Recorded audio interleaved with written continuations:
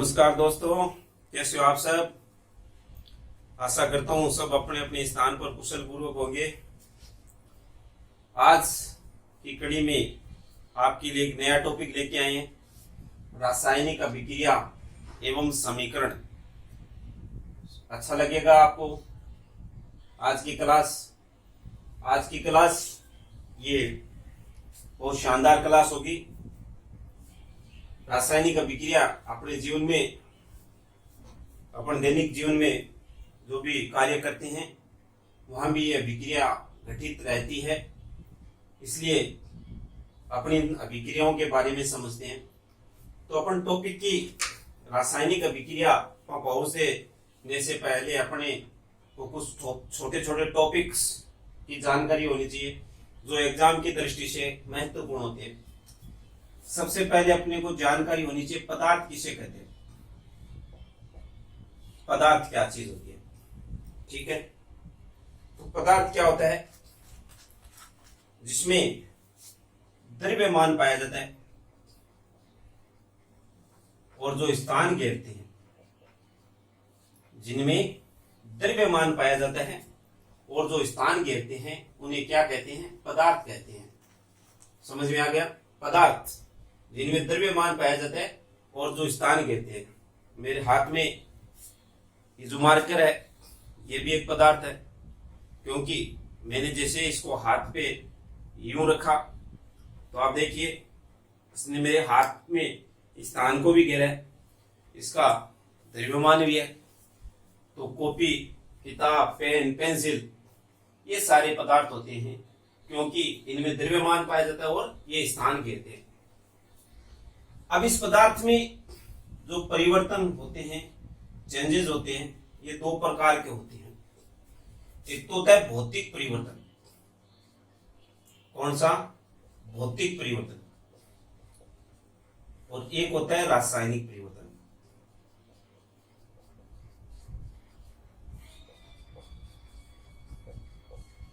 पदार्थों में दो प्रकार के परिवर्तन होते हैं, भौतिक परिवर्तन और रासायनिक परिवर्तन। ये भौतिक परिवर्तन क्या होती है? भौतिक परिवर्तन से तात्पर्य हमारा होता है कि किसी पदार्थ में होने वाला ऐसा परिवर्तन जिसमें पदार्थ की भौतिक अवस्था बदल जाती है। क्या? भौतिक अवस्था बदल जाती है, लेकिन रासायनिक संगठन एवं गुणों में कोई परिवर्तन नहीं होता है। सिर्फ क्या बदलती है? भौतिक अवस्था बदलती है। जैसे अवस्था, आकार, आयतन, भौतिक अवस्था बदलती है, लेकिन रासायनिक संगठन और गुणों में जब कोई प्रकार के परिवर्तन नहीं होते हैं, ऐसे परिवर्तनों को अपन भौतिक परिवर्तन कहते हैं। अपन इसके उदाहरण देखते हैं, जैसे कांच का टूटना। तो कांच के टूटने से कोई नया पदार्थ नहीं बनता है, सिर्फ इसके आकार में परिवर्तन होता है, तो अपन कहते हैं ये भौतिक परिवर्तन है। लकड़ी का काटना।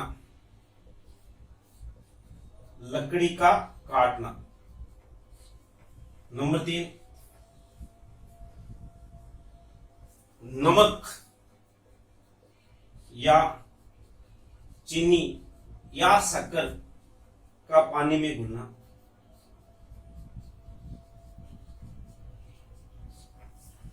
कौन सा परिवर्तन है?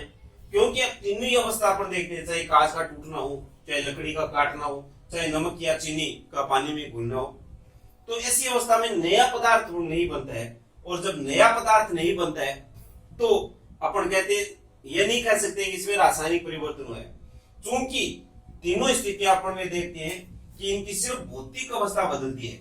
जब पदार्थ की भौतिक अवस्था बदलती है, रासायनिक संगठन और गुणों में कोई परिवर्तन नहीं होता है, ऐसे परिवर्तनों को अपन क्या कहते हैं? भौतिक परिवर्तन कहते हैं। तो अपन निश्चित शब्दों में इसकी परिभाषा कैसे दे सकते हैं? ऐसा परिवर्तन जिसमें पदार्थ की भौतिक अवस्था बदल जाती है, लेकिन रासायनिक संगठन और गुणों में कोई परिवर्तन नहीं होता है, भौतिक परिवर्तन कहलाते हैं। इसके अपने एग्जाम्पल दे सकते हैं, जैसे कांच का टूटना, नमक या शक्कर का पानी में घुलना, लकड़ी का कटना या लकड़ी का काटना, ये सारे भौतिक परिवर्तन है। अब अपन बात करते हैं रासायनिक परिवर्तन की।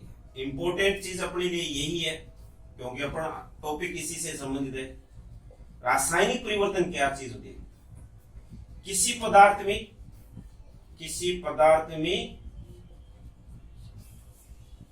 होने वाला ऐसा परिवर्तन जिससे एक नया पदार्थ बनता है, ऐसा परिवर्तन जिसके फलस्वरूप एक नया पदार्थ बनता है। तो अपन सीधा लिख सकते हैं इसको, ऐसा परिवर्तन या बदलाव, ऐसा परिवर्तन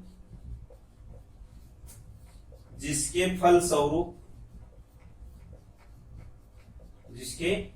फलस्वरूप एक नया पदार्थ बनता है, नया पदार्थ बनता है।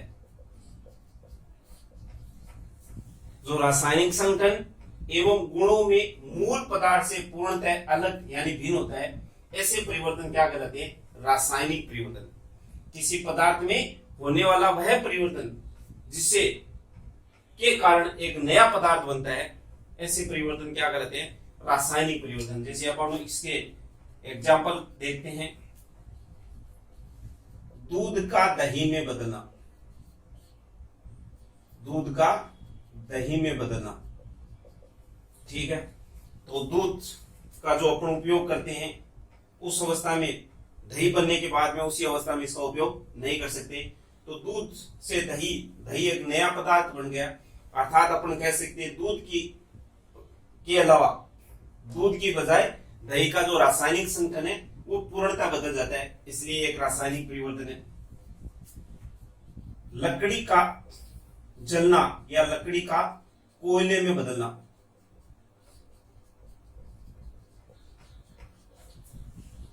लोहे पर जंग लगना, लोहे पर जंग लगना। तो ये सारे एग्जाम्पल कौन से हैं? रासायनिक परिवर्तन के। क्योंकि ये जो परिवर्तन होते हैं तो पदार्थ एक नए स्वरूप में आ जाता है, और जब पदार्थ नए स्वरूप में आ जाता है तो अपन कहेंगे उसमें कौन सा परिवर्तन हुआ है? तो अपन कहेंगे रासायनिक परिवर्तन।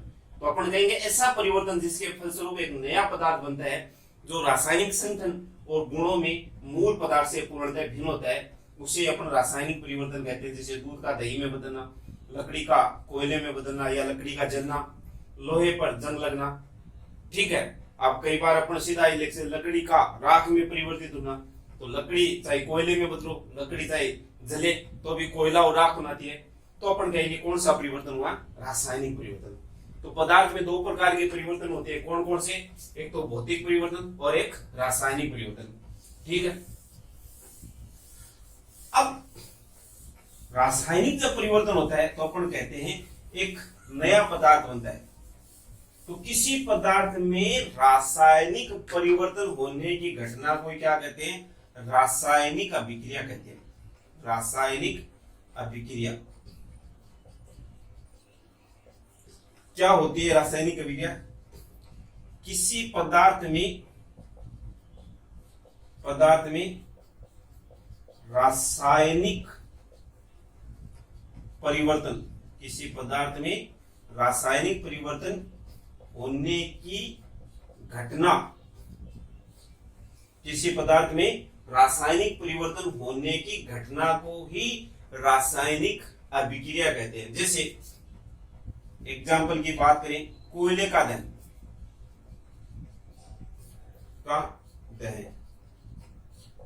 कोयला यानी कार्बन। दहन के लिए कौन सी गैस आवश्यक होती है? आपको पता है, दहन के लिए ऑक्सीजन आवश्यक होती है। तो कोयला ऑक्सीजन के साथ क्रिया करके क्या बनाता है? Carbon dioxide. Carbon dioxide. तो किसी पदार्थ में रासायनिक परिवर्तन होने की घटना को अपन क्या कहते हैं? रासायनिक अभिक्रिया कहते हैं, ठीक है। अब रासायनिक अभिक्रिया जब हमारे समझ में आ गई कि किसी पदार्थ में रासायनिक परिवर्तन होने की घटना को अपन रासायनिक अभिक्रिया कहते हैं, और रासायनिक अभिक्रिया में भाग लेने वाले वह बनने वाले पदार्थों को जब सूत्र व प्रतीक के रूप में दर्शाया जाता है। क्या बात समझ में आई? रासायनिक अभिक्रिया में भाग लेने वाले पदार्थ और बनने वाले पदार्थों को जब सूत्र और प्रतीक के रूप में दर्शाया जाता है तो उससे अपन क्या कहते हैं? रासायनिक समीकरण कहते हैं। क्या कहते हैं भाई? रासायनिक समीकरण। इतनी बात आ गई समझ में? रासायनिक समीकरण, रासायनिक अभिक्रिया में भाग लेने वाले पदार्थ और बनने वाले पदार्थों को जब सूत्र और प्रतीक के रूप में दर्शाया जाता है तो उसे रासायनिक समीकरण कहते हैं। अभी कोयले का दहन के उदाहरण से अपन इस रासायनिक समीकरण को समझने का प्रयास करते हैं कि रासायनिक समीकरण क्या है।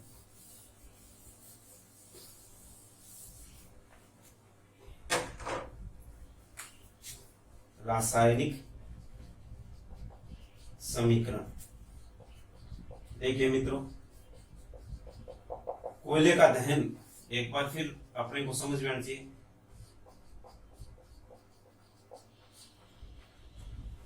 कोयले का दहन, कार्बन जब ऑक्सीजन के साथ क्रिया करता है तो क्या बनता है? Carbon dioxide, oxide. ठीक है। अब यहां देखिए, इस रासायनिक अभिक्रिया को हमने दो भागों में डिवाइड कर दिया। ये रासायनिक अभिक्रिया का बायां भाग, ये अभिक्रिया का दायां भाग। तो बायां भाग कौन सा है? रासायनिक अभिक्रिया में भाग लेने वाले पदार्थ, तो अपन यूं कह सकते हैं ये भाग लेने वाले पदार्थ है और ये नए बनने वाले पदार्थ है।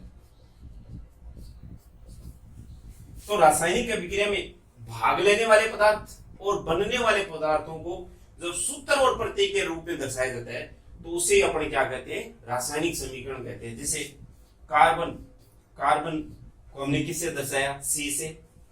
ऑक्सीजन को O2, तो ये किसमें रूपांतरित हो गया? कार्बन डाइऑक्साइड को किससे लिखेंगे? CO2 से लिखेंगे। ठीक है मित्रों, तो ये अपनी क्या हो गई? रासायनिक समीकरण हो गई। अब ऊपर वाली में भी आप देखिए कि यदि अपने पास ऐसी समीकरण आए, जब समीकरण को शब्दों के रूप में दर्शाया जाता है, जब समीकरण को शब्दों के रूप में दर्शाया जाता है तो उसे शब्द समीकरण कहते हैं। क्या कहते हैं? शब्द समीकरण। याद रहनी चाहिए बात। जब अभिक्रिया या समीकरण यानी अभिक्रिया में भाग लेने वाले पदार्थ और बनने वाले पदार्थों को शब्दों के द्वारा दर्शाया जाता है तो उसे क्या कहते हैं? शब्द रासायनिक समीकरण कहते हैं। ठीक है, याद रह जाएगी बात। अब यदि आपकी ये बात याद रह जाएगी तो यहां पर एक अपने को एक बात और ध्यान रखनी चाहिए कि जब अपन शब्द रासायनिक समीकरण लिखते हैं तो शब्द रासायनिक समीकरण में भाग लेने वाले पदार्थ, बनने वाले पदार्थ के जो परमाणु होते हैं उनकी संख्या की जानकारी हमें नहीं होती है। इसलिए ये शब्द रासायनिक समीकरण अपन इसका उपयोग कम करते हैं। ठीक है, याद रह जाएगी इतनी बात। चलो रासायनिक समीकरण के एक दो उदाहरण और ले लेते हैं। मैग्नीशियम का दहन, मैग्नीशियम का दहन।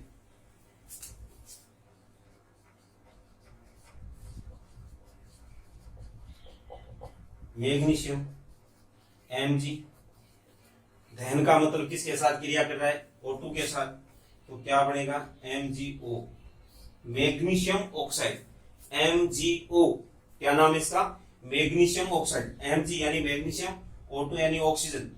मैग्नीशियम ऑक्सीजन के साथ क्रिया करता है, अर्थात मैग्नीशियम का जब दहन होता है तो ये मैग्नीशियम ऑक्साइड में रूपांतरित हो जाता है यानी बदल जाता है। अब यहां पर आपको दो बातें और ध्यान में रखनी चाहिए। अभी हमने एक बात की थी कि अभिक्रिया के दो भाग है, बायां भाग और दायां भाग।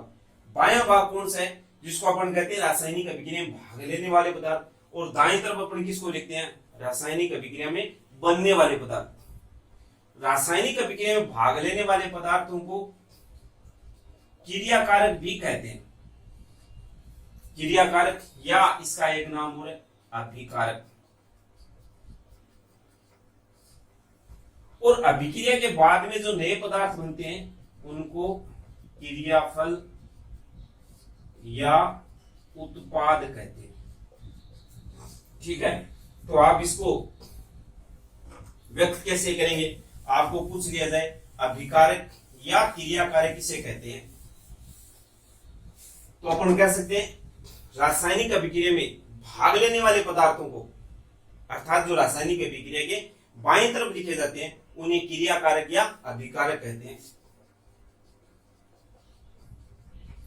क्रियाकारक तो अपन कहेंगे जिन पदार्थों में रासायनिक परिवर्तन होता है, जिन पदार्थों में, क्योंकि रासायनिक परिवर्तन यहां हो रहा है इसलिए नए पदार्थ बनते हैं, तो अपन कह सकते हैं क्रियाकारक या अभिकारक किसे कहते हैं? जिन पदार्थों में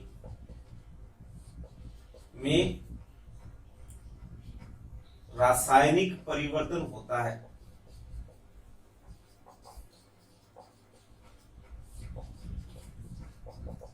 जिन पदार्थों में रासायनिक परिवर्तन होते हैं उन्हें क्या कहते हैं? अभिकारक या क्रियाकारक कहते हैं। अभिकारक या क्रियाकारक। और ये हमेशा बाईं तरफ लिखे जाते हैं। किस तरफ लिखे जाते हैं? बाईं तरफ। तो साथ में अपने को ये भी याद होना चाहिए क्रियाफल या उत्पाद क्या है? रासायनिक परिवर्तन के बाद बनने वाले नए पदार्थ क्रियाफल या उत्पाद कहते हैं। रासायनिक परिवर्तन के बाद में जो नए पदार्थ बनते हैं उन्हें अपन क्या कहते हैं? क्रियाफल या उत्पाद कहते हैं। और ये अभिक्रिया के सदैव दाईं ओर लिखे जाते हैं। तो अभिकारक आपको समझ में आ गया, क्रियाकारक समझ में आ गया, रासायनिक अभिक्रिया क्या होती है, इससे रासायनिक समीकरण क्या होती है। अब यहाँ पर अपने को एक छोटा सा एक नियम अपने को याद रह जाए तो बहुत अच्छी बात है, जिसके आधार पर अपन रासायनिक अभिक्रिया लिखते हैं तो अपने को वो नियम याद रहना चाहिए। नियम क्या है? द्रव्यमान संरक्षण का नियम। कौन सा नियम? द्रव्यमान संरक्षण का नियम। इस द्रव्यमान संरक्षण के नियम से अपन रासायनिक अभिक्रियाओं को संतुलित करना भी यहां सीखते हैं। द्रव्यमान संरक्षण का नियम क्या है? यहां अपन लिखते हैं मैग्नीशियम के दहन की बात करते हैं कि मैग्नीशियम ऑक्सीजन के साथ क्रिया करता है तो मैग्नीशियम ऑक्साइड का निर्माण होता है। तो द्रव्यमान संरक्षण का नियम क्या कहता है कि द्रव्यमान का न तो निर्माण किया जा सकता है और न ही इसका विनाश किया जा सकता है। अर्थात रासायनिक अभिक्रिया में क्या करें अपन कि रासायनिक अभिक्रिया में द्रव्यमान का न तो निर्माण किया जा सकता है और न ही विनाश। अर्थात अपन यूं कह सकते हैं अभिकारकों एवं उत्पादों के द्रव्यमान बराबर होना चाहिए, क्योंकि द्रव्यमान का अपन न तो निर्माण कर सकते हैं और न इसका विनाश कर सकते हैं। यही द्रव्यमान संरक्षण का नियम है। तो इस नियम के तहत अपन बात करें तो यहां देखिए कि मैग्नीशियम ऑक्साइड का जब निर्माण हो रहा है तो इस मैग्नीशियम ऑक्साइड के निर्माण में मैग्नीशियम का एक भाग उपयोग में आ रहा है, लेकिन ऑक्सीजन के कितने परमाणु भाग ले रहे हैं? तो अपन देखेंगे कि ऑक्सीजन के यहाँ 2 परमाणु भाग ले रहे हैं, जबकि मैग्नीशियम का एक ही परमाणु भाग ले रहा है। लेकिन जब मैग्नीशियम ऑक्साइड बनता है उस समय देखिए आप दाईं तरफ रासायनिक समीकरण के दाईं तरफ देखिए मैग्नीशियम ऑक्साइड जब बना है तो इसमें मैग्नीशियम का तो एक परमाणु है जो अपने द्रव्यमान संरक्षण के नियम का पालन करता है, लेकिन यहाँ पर देखिए ऑक्सीजन के कितने परमाणु हैं? ऑक्सीजन का एक ही परमाणु है। जबकि द्रव्यमान संरक्षण का नियम क्या कहता है कि द्रव्यमान का न तो निर्माण किया जा सकता है और न ही विनाश। तो इसका मतलब क्या हुआ? अब अपन क्या करते हैं, इसको एक बार ऐसे अनुमान के रूप में देखते हैं। यहाँ ऑक्सीजन के कितने परमाणु होने चाहिए? 2 होने चाहिए। कितने? 2 होने चाहिए। तो यहाँ ऑक्सीजन के 2 परमाणु है, लेकिन आप मैग्नीशियम के भी कितने हो गए? 2।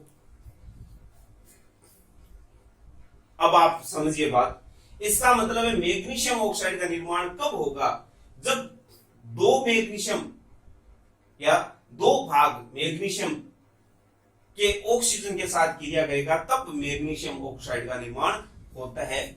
ये अभिक्रिया द्रव्यमान संरक्षण के नियम का पालन करती है। और जब किसी रासायनिक अभिक्रिया को इस प्रकार अपन अभिकारक और उत्पाद दोनों की संख्याएं जब बराबर करके लिखते हैं तो ऐसी अभिक्रिया अपनी क्या कहलाएगी? संतुलित रासायनिक समीकरण कहलाएगी। क्या? कौन सी? संतुलित रासायनिक समीकरण।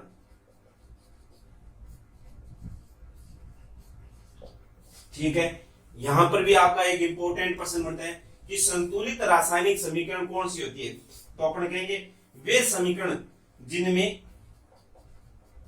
अभिकारक एवं उत्पादों के परमाणुओं की संख्या, अभिकारकों एवं उत्पादों के परमाणुओं की संख्या समान होती है, यानी दोनों तरफ अभिकारकों एवं उत्पादों में परमाणु की संख्या दोनों तरफ समान होती है, ऐसे समीकरण को अपन क्या कहते हैं? संतुलित रासायनिक समीकरण। इसके ऑपोजिट यदि अपने को पूछ लिया जाए असंतुलित रासायनिक समीकरण कौन सी होती है, तो अपन कहेंगे जिनमें अभिकारकों एवं उत्पादों के बीच, अभिकारकों एवं उत्पादों के परमाणुओं की संख्या समान नहीं होती है, उसे अपन क्या कहते हैं? असंतुलित समीकरण कहते हैं। तो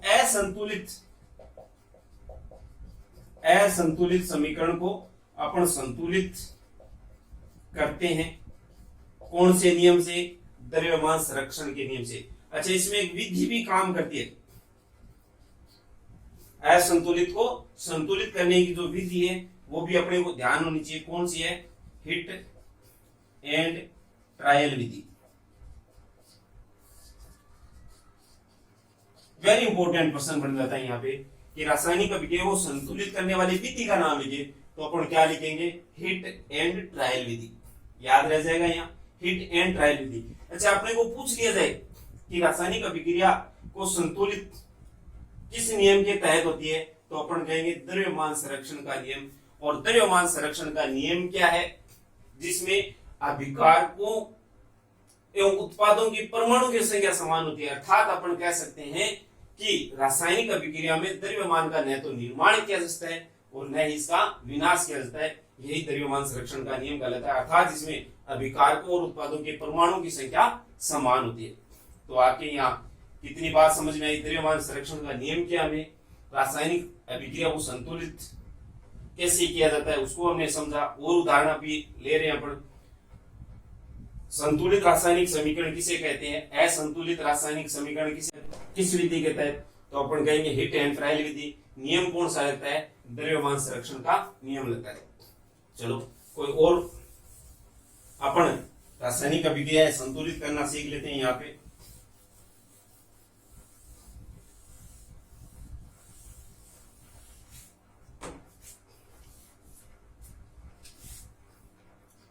आपको पता है H2O2 आपस में मिलकर किसका निर्माण करता है? H2O। तो आप इसमें देखिए, यहाँ हाइड्रोजन के कितने परमाणु हैं? 2। ऑक्सीजन के कितने परमाणु हैं? 2। लेकिन जब जल बन रहा है तो जल में हाइड्रोजन के तो कितने परमाणु हैं? 2। लेकिन ऑक्सीजन के कितने परमाणु हैं? 1 है। तो ऐसे समीकरण को अपन क्या कहेंगे? असंतुलित। क्या कहेंगे? असंतुलित समीकरण कहिए। अब इसको संतुलित किस नियम के तहत करेंगे? द्रव्यमान संरक्षण के नियम। क्या करेंगे? अभिकारकों एवं उत्पादों के दोनों के परमाणु की संख्या समान कर देंगे। कैसे करेंगे फिर देखते हैं, इसको बना लेते हैं।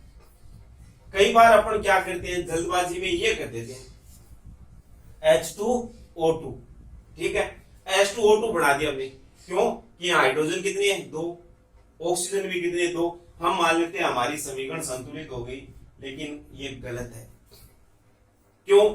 आपको ध्यान होना चाहिए, H2O जल का रासायनिक सूत्र क्या होता है? H2O। लेकिन ये H2O2 होते एक नया पदार्थ बन जाता है जिसका नाम है हाइड्रोजन पेरोक्साइड। क्या बन गया? Hydrogen peroxide. तो कभी भी अपन किसी सूत्र में इस प्रकार संशोधन नहीं कर सकते हैं, अर्थात अपन सूत्र में बदलाव नहीं कर सकते, सिर्फ और सिर्फ उनकी संख्या में अपन मात्रा में बदलाव कर सकते हैं। तो ये अपना तरीका बिल्कुल गलत है, याद रह जाएगा। H2O2 नहीं बना सकते इसको, तो क्या बनेगा, यहाँ हाइड्रोजन के कितने परमाणु हैं, 2, यहाँ भी अपन देखते हैं कितने परमाणु हैं, 2, लेकिन यहाँ ऑक्सीजन के कितने परमाणु हैं, 2, यहाँ कितने हैं, 2 नहीं है, इसलिए इसको 2 होना चाहिए, आगे 2 कर दो, ठीक है, समझ में आया। लेकिन जैसे ही आपने ऑक्सीजन के 2 परमाणु किए, हाइड्रोजन के 4 हो गए, कितने, आपको फिर देखना पड़ेगा हाइड्रोजन के पहले अपने के कितने परमाणु थे, 2 है, इसके आगे आप 2 लगा दीजिए, ये आपकी अभिक्रिया संतुलित हो गई। इसका मतलब जल का निर्माण कैसे होता है, 2 भाग हाइड्रोजन 1 भाग ऑक्सीजन के साथ क्रिया करता है तो जल का निर्माण होता है। आप उदासीनीकरण अभिक्रिया लिख लीजिए। उदासीनीकरण अभिक्रिया कौन सी है, हाइड्रोक्लोरिक अम्ल की क्रिया, जब सोडियम हाइड्रोक्साइड के साथ करवाते हैं तो NaCl बनता है, यानी लवण बनता है और जल बनता है।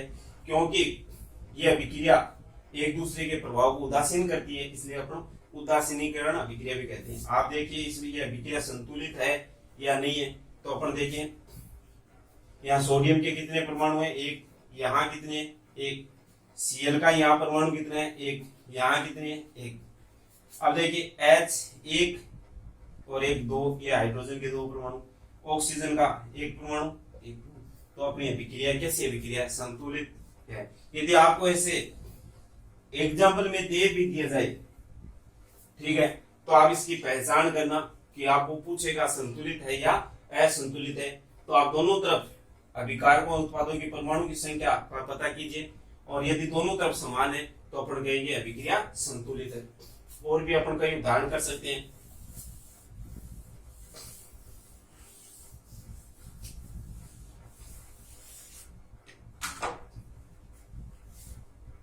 CaCO3 क्या होता है, कैल्शियम कार्बोनेट, जिसे चूना पत्थर भी कहते हैं, संगमरमर भी कहते हैं। इस कैल्शियम कार्बोनेट को जब गर्म किया जाता है तो CaO कैल्शियम ऑक्साइड क्या बनता है, कैल्शियम ऑक्साइड। इसे बिना बुझा चूना भी कहते हैं, कैल्शियम ऑक्साइड को और क्या कहते हैं अपन, बिना बुझा चूना। और साथ में CO2 gas, carbon dioxide gas बनती है। तो आप देखिए क्या अभिक्रिया संतुलित है या नहीं है। यहाँ पे देखिए कैल्शियम Ca, कैल्शियम के परमाणु कितने हैं, यहाँ देखिए दोनों तरफ समान है। अब यहाँ पे कार्बन देखिए, कार्बन का 1 परमाणु, यहाँ पे देखिए 1 ही परमाणु है, लेकिन ऑक्सीजन यहाँ कितने परमाणु है, 3, यहाँ देखिए ये 2 परमाणु ये रहे, 1 ही रहे। अभिक्रिया कैसी है अपनी, संतुलित, ठीक है। और देखते हैं अपन Na2SO4 sodium sulphate, sodium sulphate की क्रिया बेरियम क्लोराइड के साथ कराते हैं, BaCl2 बेरियम क्लोराइड, तो क्या बनता है, बेरियम सल्फेट बनता है और सोडियम क्लोराइड, ठीक है। पहचान कीजिए क्या ये संतुलित है या असंतुलित है। तो आप तरीका वही बता दिया। यहाँ सोडियम के कितने परमाणु है, 2, यहाँ देखिए कितनी है, 1 है। इसका मतलब ये अभिक्रिया संतुलित नहीं है। एक ही जगह यदि परमाणु की संख्या में डिस्टेंस आ गया, यानी इसका मतलब वो संतुलित नहीं है। तो आप इसको संतुलित कैसे करें, आप चाहे तो आपकी इच्छा है तो आप और भी मिला सकते हैं, वरना यदि आपकी समझ में आ गया तो यहाँ पर आप 2 लगा दीजिए, अभिक्रिया आपकी संतुलित होगी। कैसे संतुलित होगी, सोडियम के यहाँ परमाणु 2, यहाँ पर भी कितने हो गए, 2। SO4 सल्फेट, ये सल्फेट एक इकाई मानेंगे अपन, यहाँ पे देखिए SO4, ठीक है। बेरियम, बेरियम 1 परमाणु, Cl2 यहाँ देखिए कितने परमाणु, 2, यहाँ पर भी आप देखिए Cl2 कितने परमाणु हो गए, Cl कितने परमाणु हो गए, 2, Cl2 बढ़ाने इसमें कितने क्लोरीन के परमाणु है, 2। तो इस प्रकार अपन रासायनिक अभिक्रियाओं को संतुलित कर सकते हैं। अब मित्रों एक बात अपने को, जब अपन रासायनिक अभिक्रिया पढ़ेंगे तो अपने को इसके कुछ नियम भी अपने को ध्यान होने चाहिए। रासायनिक अभिक्रिया के लिखने के नियम,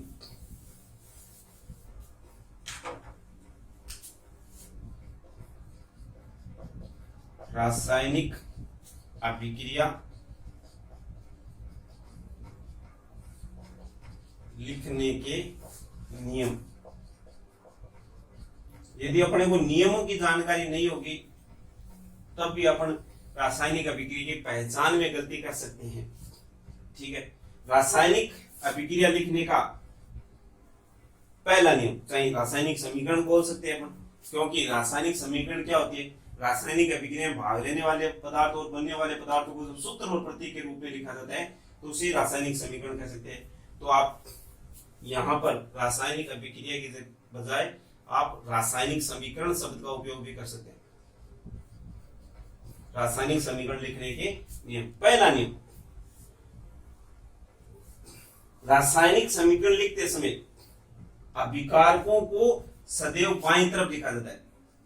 अभिकारक इधर लिखे जाते हैं बाईं तरफ, और उत्पाद हमेशा दाईं तरफ लिखकर उनके मध्य तीर या बराबर का निशान लगाया जाता है। जैसे मैग्नीशियम का अध्ययन, मैग्नीशियम ऑक्सीजन के साथ क्रिया करके क्या बनाता है, मैग्नीशियम ऑक्साइड। तो हमें जिन पदार्थों में रासायनिक परिवर्तन होता है अपन जानते हैं उन्हें अभिकारक कहते हैं। अभिकारक हमें किधर लिखे, बाएं तरफ लिखे। और जिन पदार्थों में रासायनिक परिवर्तन होने के बाद में जो नए पदार्थ बनते हैं उन्हें उत्पाद कहते हैं, और ये हमने किस तरफ लिखे, दाएं तरफ लिखे। ठीक है, और इनके मध्य तीर या बराबर का निशान लगाते हैं। बराबर का निशान सामान्यतः अपन उस परिस्थिति में लगाते हैं जब हम अभिक्रिया को संतुलित करके लिखते हैं, यानी अभिकारकों और उत्पादों के परमाणु की संख्या बराबर हो। नंबर 2, रासायनिक अभिक्रिया में यदि उत्पाद के रूप में यदि कोई गैसीय पदार्थ बनता है, क्या रासायनिक अभिक्रिया में उत्पाद के रूप में यदि कोई गैसीय पदार्थ बनता है तो उसमें ऊपर तीर का निशान लगाकर दर्शाया जाता है। जैसे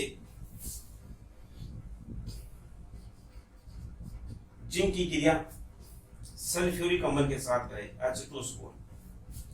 H2SO, सल्फ्यूरिक अम्ल, इसे अम्लों का राजा भी कहते हैं, याद रह जाना चाहिए अपने को। यहीं से अम्लों का राजा क्या होता है, सल्फ्यूरिक अम्ल। एक चीज यहाँ आपको एक वेरी वेरी इंपॉर्टेंट बात जो एग्जाम की दृष्टि से महत्वपूर्ण बनती है कि किसी देश की औद्योगिक प्रकृति इस सल्फ्यूरिक अम्ल के खपत पर निर्भर करती है। जिस देश में सल्फ्यूरिक अम्ल का खपत ज्यादा हो रहा है इसका मतलब यहाँ पर औद्योगिक प्रगति अच्छी है, याद रह जाएगा। तो क्या बनेगा, ZnSO4 जिंक सल्फेट बनेगा और हाइड्रोजन गैस उत्सर्जित होगी। तो हाइड्रोजन की गैसीय प्रकृति का उत्पाद के रूप में बन रही है, तो अपन इसके यहाँ ऊपर तीर का निशान लगा के दर्शाएंगे। ठीक है। नंबर 3, यदि रासायनिक अभिक्रिया में उत्पाद के रूप में जब कोई अवक्षेप बनता है, क्या बनता है, अवक्षेप बनता है, तो उसमें अपन नीचे तीर के निशान लिखकर दर्शाते हैं, क्योंकि अवक्षेप की प्रकृति होती है वो नीचे बैठ जाता है। तो चलो यही इसका उदाहरण दे देता हूं। सोडियम सल्फेट की क्रिया जब बेरियम क्लोराइड, अभी हमने ये समीकरण यूज में ली थी, सोडियम सल्फेट का रासायनिक सूत्र क्या होता है, Na2SO4, और बेरियम क्लोराइड का सूत्र क्या होता है, BaCl2। तो बेरियम सल्फेट BSO4 ये अवक्षेप बनता है, क्या बनता है, अवक्षेप, और NaCl, तो ये अवक्षेप होता है, तो इसमें नीचे तीर का निशान लगाया जाता है। ठीक है, यहां तक आपकी बात समझ गई। अभिकारकों को बाईं तरफ लिखा जाता है, उत्पाद को दाईं तरफ लिख के उनके मध्य तीर या बराबर का निशान लगाते हैं। नंबर 2, यदि उत्पाद के रूप में कोई गैसीय पदार्थ बनता है तो ऊपर तीर का निशान लगा के दर्शाया जाता है। यदि अभिक्रिया में यदि कोई अवक्षेप बनता है तो उसे नीचे तीर का निशान लगाकर दर्शाते हैं। नंबर 4,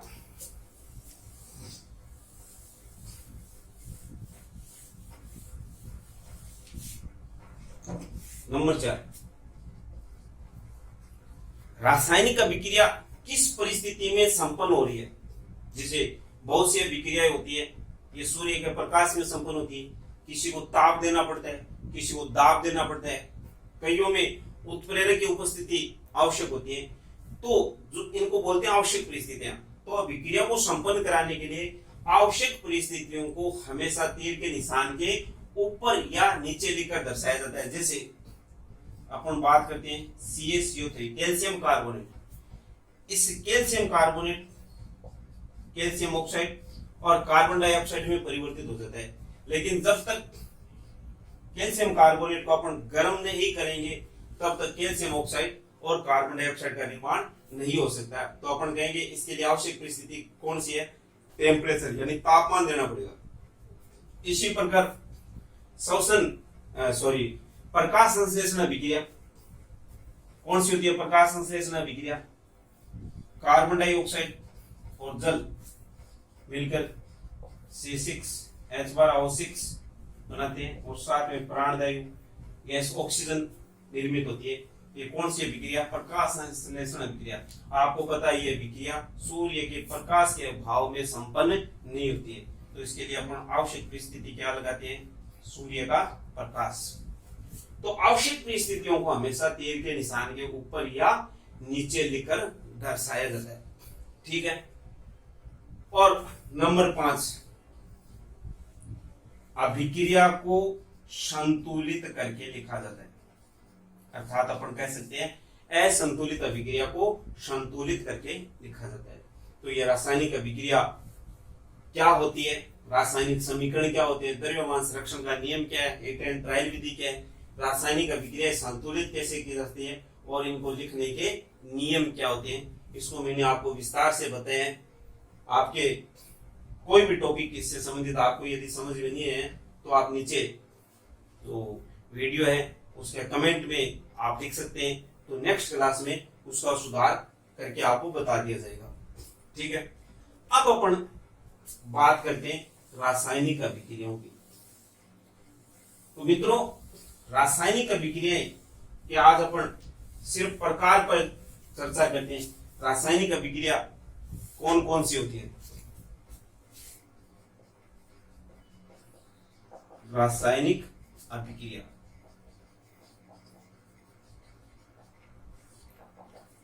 तो रासायनिक अभिक्रिया कौन कौन सी है आज अपने को ये पता होना चाहिए। संयोजन अभिक्रिया,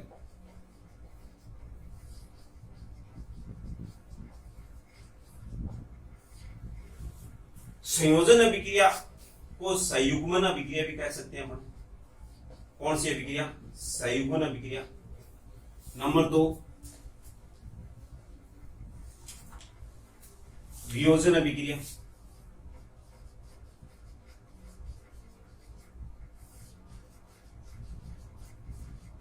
इसको अपन अपघटनीय अभिक्रिया भी कहते हैं।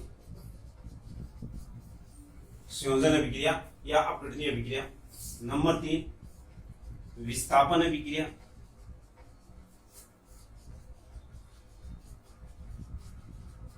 एवं द्विविस्थापन अभिक्रिया। विस्थापन अभिक्रिया एवं द्विविस्थापन अभिक्रिया। उष्मा शोष्य अभिक्रिया एवं उष्मा क्षेपीय अभिक्रिया, ठीक है। ऑक्सीकरण व अपचयन अभिक्रिया, इसी को अपन संयुक्त रूप से रेडॉक्स अभिक्रिया भी कहते हैं। ये रेडॉक्स अभिक्रिया कैसे कहलाएगी? आपको जब ऑक्सीकरण और अपचयन अभिक्रिया पढ़ेंगे उस समय अपन इसकी विस्तार से चर्चा करके बताएंगे आपको, ठीक है। मंद अभिक्रिया एवं तीव्र अभिक्रिया। मंद अभिक्रिया एवं तीव्र अभिक्रिया। और कौन सी रह गई? मंद अभिक्रिया आ गई, तीव्र अभिक्रिया आ गई। यहां देखिए संयोजन अभिक्रिया, इसको अपन संयुग्मन अभिक्रिया भी कहते हैं। वियोजन अभिक्रिया, इसको अपघटनीय अभिक्रिया भी कहते हैं। विस्थापन अभिक्रिया एवं द्विस्थापन अभिक्रिया, उष्मा शोष्य अभिक्रिया, उष्मा क्षेपीय अभिक्रिया, ऑक्सीकरण अपचयन अभिक्रिया, मंद अभिक्रिया एवं तीव्र अभिक्रिया। एक और बात करते हैं उत्क्रमणीय अभिक्रिया एवं अनुत्क्रमणीय अभिक्रिया। तो ये अपने प्रमुख अभिक्रिया होती है जिनकी अपन चर्चा करेंगे।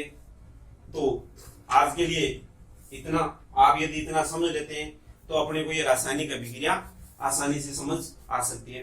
तो आज की क्लास आपको कैसी लगी? यदि आपको अच्छी लगी है तो आप वीडियो को लाइक कीजिए, शेयर कीजिए और नीचे जो सब्सक्राइब का बटन है उसको सब्सक्राइब कीजिए। आपके लाइक और शेयर यही हमें आगे का हौसला देगा। धन्यवाद। जय हिंद।